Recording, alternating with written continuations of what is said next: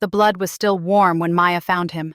She'd pulled up to the warehouse for what she thought was a regular delivery. Pizza and wings to Unit 4B. Instead, she found a man slumped against the wall. 2 crying babies lay on either side of him. His white shirt was soaked red. The gun in his hand was pointed at her heart.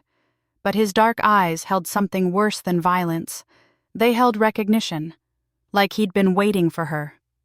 Before we continue, drop a comment telling us where you're watching from and what time it is there. Hit that subscribe button if you haven't already. Give this video a like. And share it with anyone who loves dark romance stories like this one.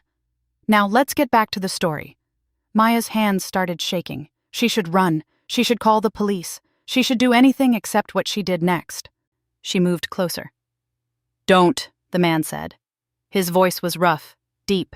He spoke English with a slight accent. "Get out of here." "You're bleeding," Maya said. Her nursing training kicked in before her brain could stop it. "You need help." "I said go." He tried to lift the gun higher. His arm dropped. Too weak. The babies kept crying. Twins. A boy and a girl. Maybe 6 months old. Their little faces were red from screaming. Maya looked at the man's wound. Upper chest. Left side. The bullet had gone through. He was losing blood fast. Without help, he'd be dead in 20 minutes.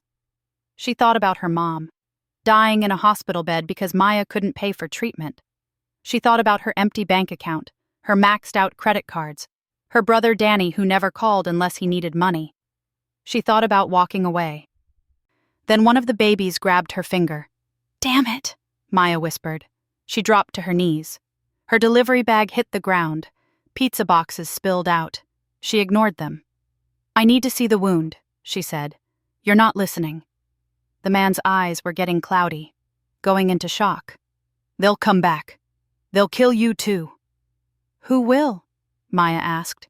She was already opening his shirt. Expensive fabric, silk maybe. The bullet hole was clean. Entry and exit. That was good. "My wife," he said. Then he passed out. Maya's heart stopped. His wife shot him? She didn't have time to think about it. She ripped off her jacket, used it to put pressure on the wound. Her hands moved fast. All those years of nursing school weren't wasted after all. The babies were still crying. "It's okay," Maya said to them. Her voice shook. "It's going to be okay." She had no idea if that was true. Maya worked quickly. She pulled supplies from her car. Her first aid kit was small. Not enough. But she had clean towels from her morning shift at the diner. She had duct tape. She had a bottle of vodka she'd been planning to drink later. This was insane. She was treating a gunshot wound in a warehouse. The man's wife had tried to kill him. And Maya was going to die here. She knew it. She could feel it. But her hands kept moving. She cleaned the wound with vodka. He didn't even flinch. Too far gone. She packed it with clean towels, used the duct tape to hold everything in place. It wasn't pretty, but it would keep him alive, for now. The girl baby grabbed Maya's hair, pulled hard. "Ow," Maya said, but she smiled a little. At least one of them had stopped crying. She looked at the man's face. Even unconscious, he was beautiful. Sharp cheekbones, perfect skin, dark hair falling across his forehead. He wore a platinum watch. His suit probably cost more than her car.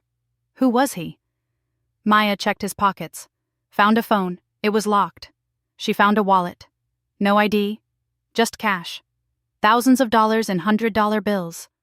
Her fingers itched to take some. Just a little. Just enough for her mom's treatment. She put the wallet back.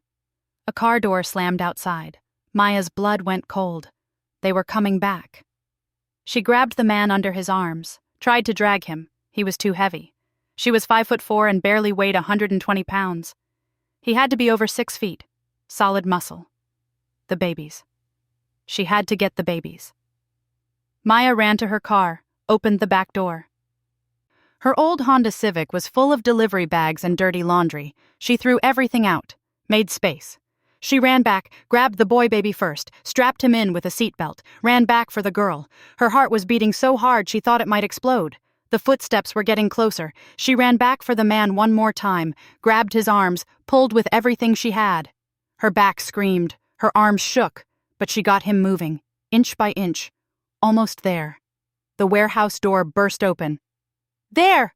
a woman's voice shouted. Maya didn't look back. She gave one final pull.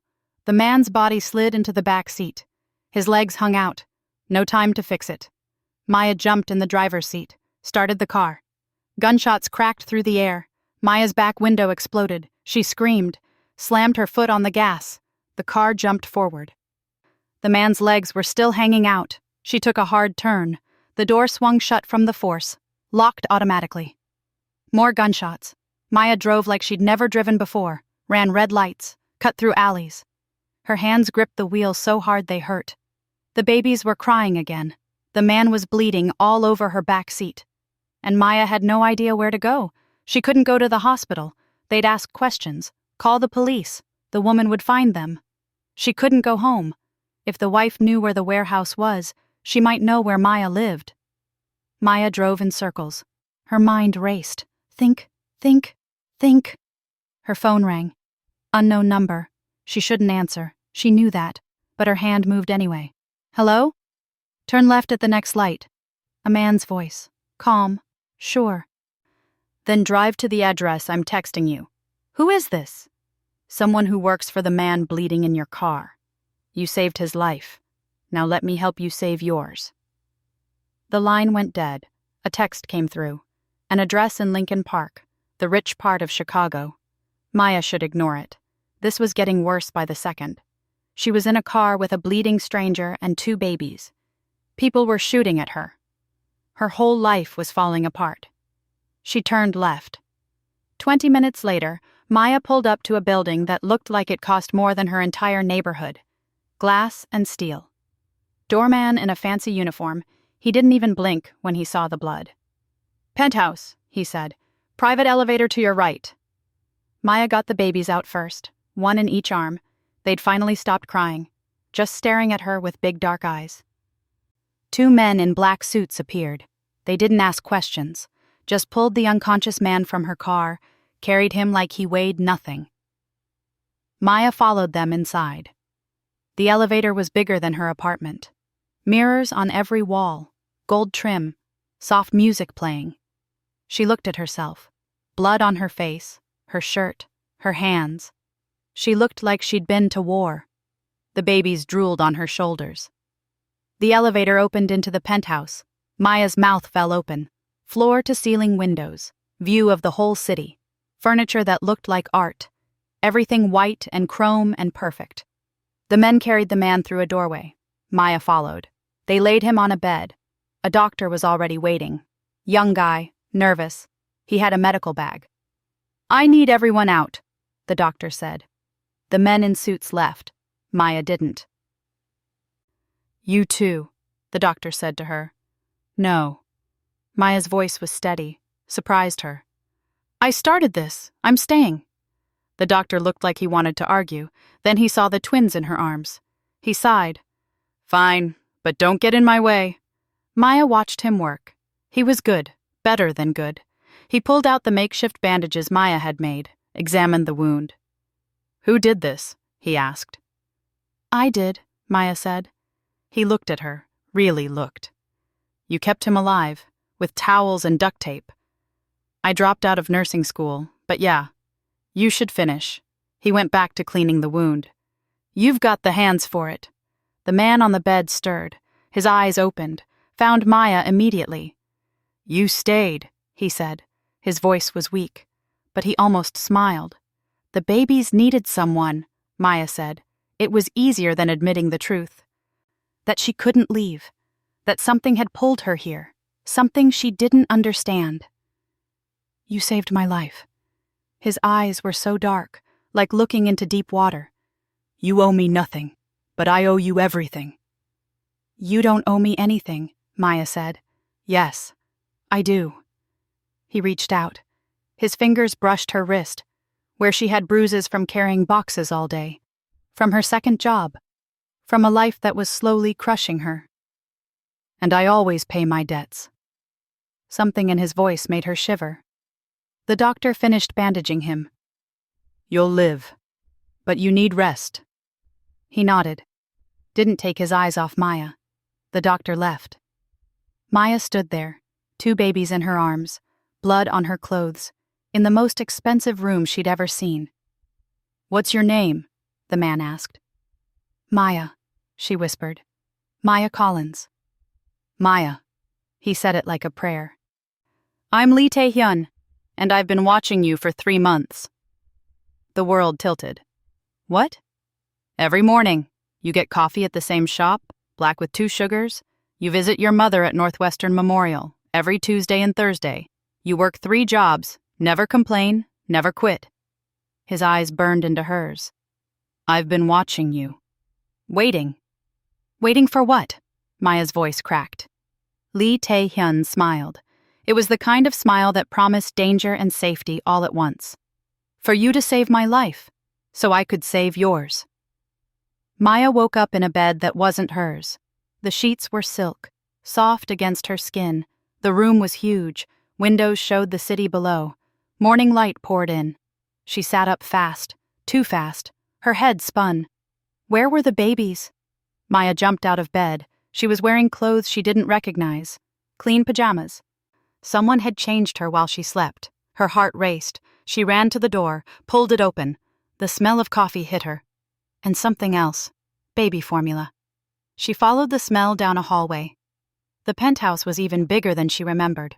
Art on the walls, marble floors, everything perfect. She found them in the kitchen. Lee Tae-hyun sat at a table, 1 baby in each arm. He was feeding them bottles. His chest was wrapped in white bandages, but he moved like the gunshot wound was nothing. He looked up, saw her, smiled. "Good morning, Maya." She wanted to be angry. She should be angry, but the sight of him with those babies did something strange to her chest. "You should be in bed," Maya said. "So should you." He nodded to the coffee pot. "Help yourself." Maya poured coffee. Her hands shook. She'd slept in a stranger's home. A stranger who'd been shot, who'd been watching her for months. She should leave, right now. "I called your jobs," Lee Tae-hyun said. His voice was calm, easy. "Told them you had a family emergency. They gave you the week off." Maya spun around. "You what?" "You can't go back to your normal life. Not yet." He shifted the boy baby to his shoulder, started patting his back. "My wife knows you helped me. She'll be looking for you." "Your wife?" Maya set down her coffee cup, hard. "The one who shot you." "Victoria." He said the name like it tasted bad. "We married for business. Her family. My family. It was supposed to bring peace." "Doesn't look very peaceful." Lee Tae-hyun laughed. It was a dark sound. "No, it doesn't." The girl baby started fussing. Maya moved without thinking, took her from his arms, started rocking her. "You're good with them," he said. "I used to volunteer at the children's hospital, before I dropped out." Maya looked down at the baby's face. So innocent. "Are they yours?" "Yes, Ji-woo and Sumin." His voice got soft. "Victoria wanted them as proof of our union. Then she tried to kill me and leave them to die." Maya's stomach turned.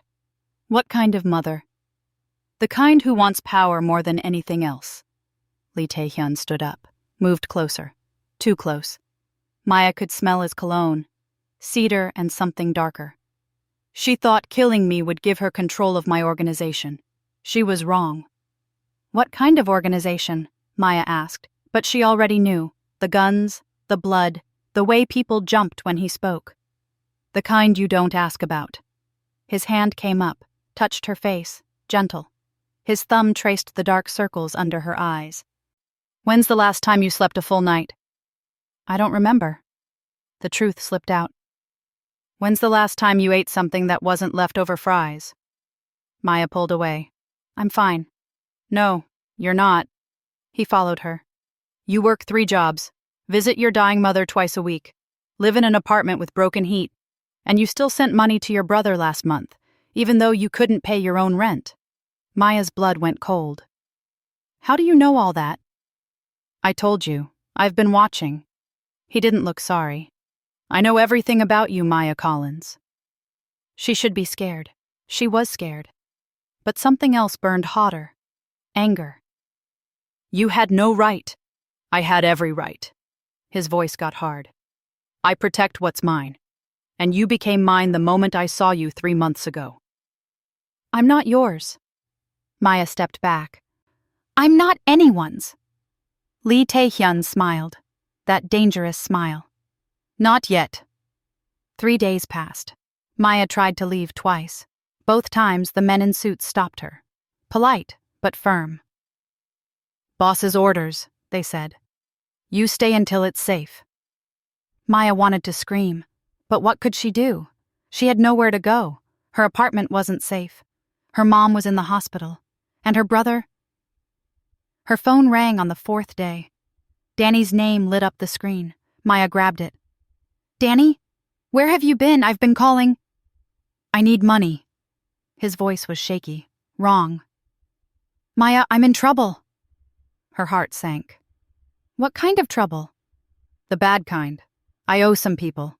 They're going to hurt me if I don't pay. He was breathing hard. I need $40,000. 40,000? Maya almost dropped the phone. Danny, I don't have that kind of... I know where you can get it. His voice dropped. That guy you're with, Lee Tae-hyun. He's loaded. Maya's stomach turned. How do you know about him? Silence. Danny? Just ask him, Maya. Please. I'm your brother. I'm begging. The line went dead. Maya stood there, shaking. Something was wrong. Very wrong. Lee Tae-hyun appeared in the doorway. He'd been listening. Your brother sold you out, he said. No emotion in his voice, just fact. Victoria paid him $40,000 for your location, for information about you. No. Maya shook her head. He wouldn't. He did. Lee Tae-hyun crossed the room, handed her a tablet. Security footage, from 3 days ago. Maya watched the video. Her brother Danny, sitting across from a beautiful blonde woman, Victoria. She slid an envelope across the table. Danny took it, counted the money. Then he started talking, pointing at photos. Photos of Maya. Maya's legs gave out. She sat down hard. Her own brother, her own blood. He told her everything, Lee Tae-hyun said. His voice was almost gentle. Your schedule, your routes, where you'd be on Tuesday night. That's how she knew you'd make that delivery. She planned it. Maya's voice sounded far away. The delivery, the warehouse. She knew I'd find you. Yes. He knelt in front of her, eye level. She wanted you dead too. Couldn't risk a witness. Maya started laughing. It was a broken sound. My brother sold me out for $40,000. Yes. And now he wants me to ask you for the same amount. He's testing if you know. Lee Tae-hyun's hand covered hers. If you give him money, he'll know you haven't figured it out yet. Maya looked at him. This stranger who knew everything about her, who'd been watching her for months, who should terrify her. What do I do? She whispered. You let me handle it. His eyes burned. I protect what's mine, Maya. Always. That night, Lee Tae-hyun taught her to shoot. They went to the building's basement, a private range, just the two of them. Hold it like this. He stood behind her, his chest against her back. His arms came around, guided her hands. Firm grip. Don't lock your elbows. Maya could barely breathe. He was everywhere, his warmth, his scent, his voice in her ear. Now, aim. His hand covered hers. Breathe out slowly. Squeeze the trigger. She fired. The gun kicked back. The target jerked. Good. His breath tickled her neck. Again. They practiced for an hour. By the end, Maya's arms ached, but she could hit the target every time. Why are you teaching me this? She asked. Because the world is dangerous. He turned her around, kept his hands on her waist. And I won't always be there to protect you. I thought you said I was yours. You are. His thumb traced circles on her hip, through her shirt. But being mine means being strong enough to protect yourself too. Maya should step back, put distance between them, but she didn't want to. I don't understand you, she said. Good. He smiled. You're not supposed to. Not yet. The next morning, Lee Tae-hyun was gone. Maya woke up alone. Searched the whole penthouse. Empty. Even the babies were gone. The men in suits were gone too. Just Maya, in a locked penthouse, with a note on the kitchen counter. I'm sorry. This is the only way to keep you safe. Don't look for me. T. Maya read it 3 times. Her hands started shaking. Then her whole body. He'd left her, just like everyone else. She wanted to cry, wanted to scream. Instead, she got angry. She grabbed her phone, called him, straight to voicemail, called again. Same thing. She threw the phone across the room. It shattered against the wall. Maya stood there, breathing hard, thinking. He said this would keep her safe. But safe from what? Unless he was making himself the target, drawing Victoria's attention, away from Maya. She ran to the window, pressed her face against the glass, scanned the street below. There, a black car, parked across the street. It had been there for 2 days. Watching, waiting. Lee Tae-hyun hadn't abandoned her. He was protecting her. By making Victoria think he didn't care about Maya anymore. A fake betrayal. Maya smiled. It was a small smile, but it was real. He was a monster, a criminal, a man who'd had her followed for months. But he was her monster, and she was starting to think she might be his salvation. The invitation came 2 days later, slipped under the penthouse door. Thick paper, gold lettering. The Lee Family Council meeting, Saturday, 8 p.m. Maya picked it up. Her hands didn't shake anymore. A phone buzzed on the counter. Not hers. A new one. She answered.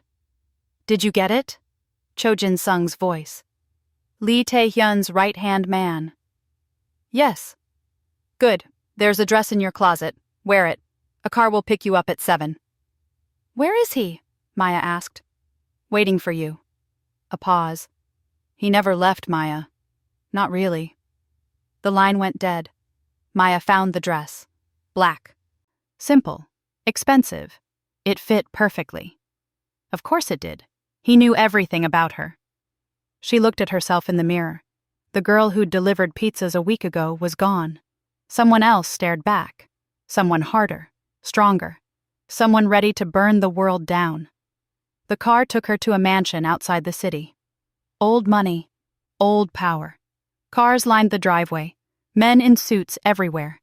Maya walked through the front door. Her heart pounded, but her face stayed calm. The main room was full of people. Older men in expensive suits. A few women. All watching her. Lee Tae-hyun stood at the front, alive, whole. His eyes found hers immediately. He didn't smile, but something flickered in his gaze. Relief. Pride. Next to him stood Victoria. Beautiful. Blonde. Wearing white like a bride.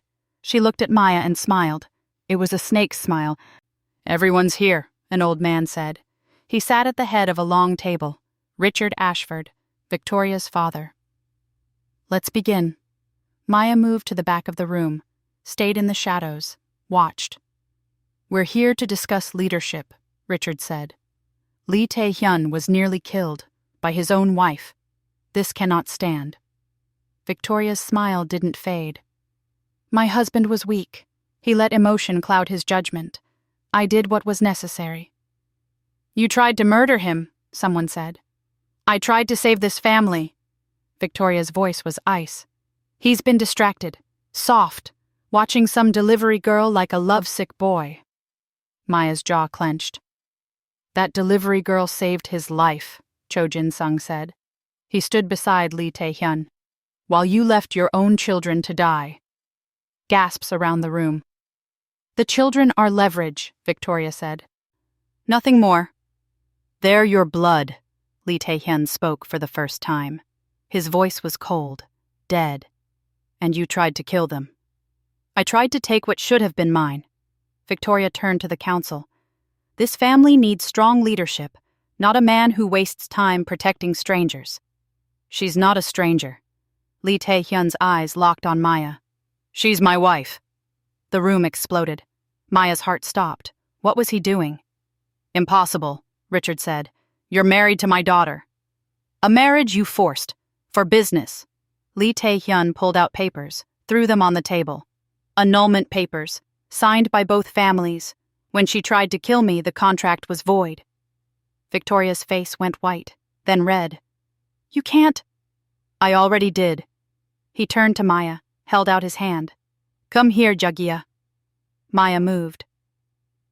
Her legs carried her forward. Everyone stared. She took his hand.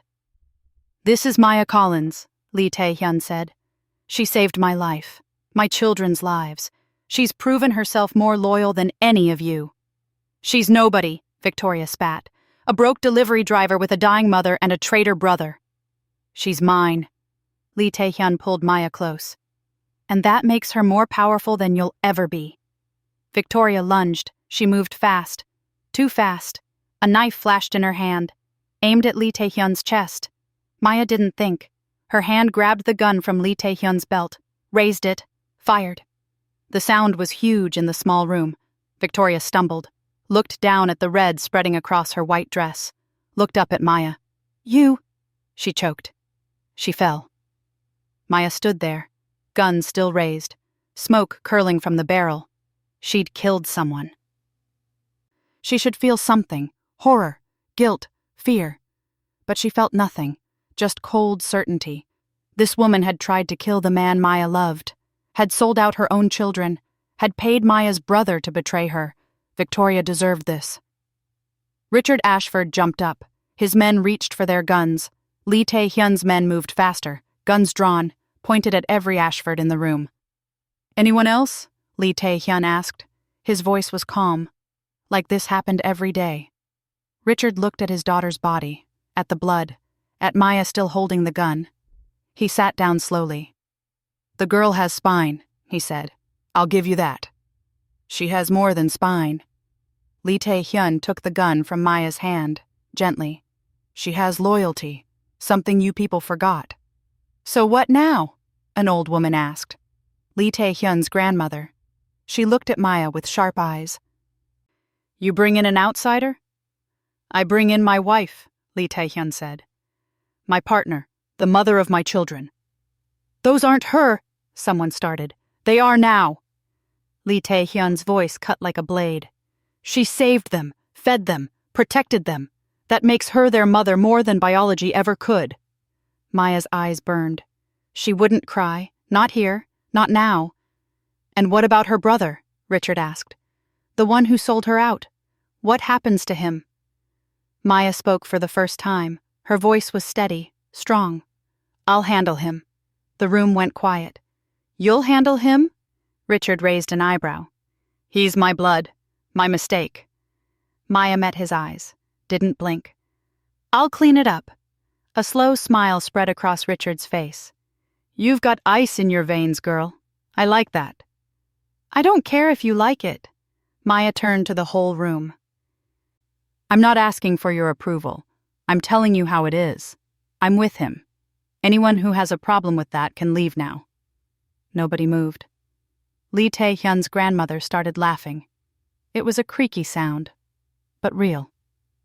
Finally, someone with balls in this family. She stood up, walked to Maya. Welcome, child. You're going to fit in just fine. Later, back at the penthouse, Lee Tae-hyun found Maya on the balcony. The babies were asleep. The city sparkled below. Everything was quiet. You didn't have to say I was your wife, Maya said. I know. He stood beside her, close enough to touch. But I wanted to. Why? Because you are. He turned her to face him. Maybe not legally, not yet, but in every way that matters. You're mine, Maya, and I'm yours. Maya looked up at him. This dangerous man, this criminal, this monster who'd saved her when everyone else had failed. I killed someone tonight, she whispered. I know. I don't feel bad about it. I know. His hands cupped her face. Does that scare you? Maya thought about it, really thought. No, it doesn't. Good. He smiled, that dangerous smile. Because this life isn't easy. It's blood and violence and choices that will keep you up at night. I've been up at night for years, Maya said. At least now I'll have something worth losing sleep over. Lee Tae-hyun kissed her, slow, deep, like he was claiming her, marking her. When he pulled back, his forehead rested against hers. "Your mother's treatment is paid for," he said. "Experimental therapy. Best doctors. She starts Monday." Maya's breath caught. "You didn't have to—" "Yes, I did." His thumb brushed her cheek. "You're my wife. Your family is my family." "Even Danny?" Lee Tae-hyun's eyes went dark. "Danny will answer for what he did. But he'll live, because you asked me to let you handle it." Maya nodded. She'd deal with her brother, in her own way, in her own time. "What happens now?" she asked. "Now?" Lee Tae-hyun pulled her close. "Now you learn the business. Learn how to run an empire. Learn how to be the queen you were always meant to be." "I was a delivery driver a week ago. You were surviving a week ago." He kissed her forehead. "Now you're going to rule." Maya looked out at the city. All those lights, all those people, living normal lives, safe lives. That wasn't her anymore. Maybe it never was. She was Maya Collins, wife of Lee Tae-hyun, mother to his children, partner in his empire, and she was going to burn anyone who tried to take it away. "Teach me," she said. Lee Tae-hyun smiled. It was a real smile this time. Warm, proud. "Welcome to the family, Jagya." Below them the city stretched out, waiting, full of enemies and allies, dangers and opportunities. Maya wasn't afraid anymore. She was home. Thank you for watching until the end. Tell us in the comments, where are you watching from and what time is it? If this story made you feel something, hit that like button. Subscribe if you want more dark romance stories. And please share this video with anyone who would enjoy it. We'll see you in the next one.